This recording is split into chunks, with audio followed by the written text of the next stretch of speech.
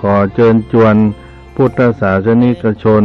ร่วมทำบุญฟื้นฟูบูรณะปฏิสังขรณ์วัดพระธรรมจาริกบ้านแม่สายนาเลาตำบลหลงขอดอำเภอเป้า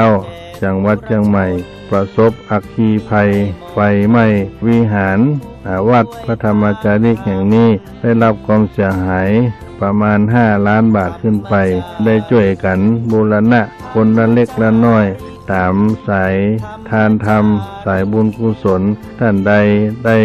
มีโอกาสได้ร่วมทำบุญขอเชิญร่วมบริจาคได้หรือที่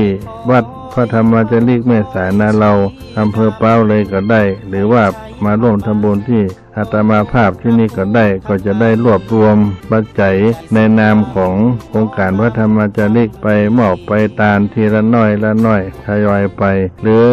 ว่าท่านใดจะไปเยี่ยมไปพอจะตั้งต้นผ้าป่าตั้งกองการรักกุศล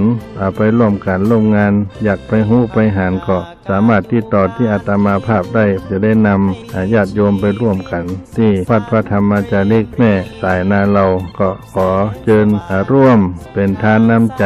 สายใยบุญเพิ่มพูนบารมีบูรณะฟื้นฟูวัดพระธรรมจาริกแม่สายนาเลาอำเภอเป้าจังหวัดเชียงใหม่ได้ตลอดทุกวันมาณโอกาสนี้ด้วยธรรมจาริก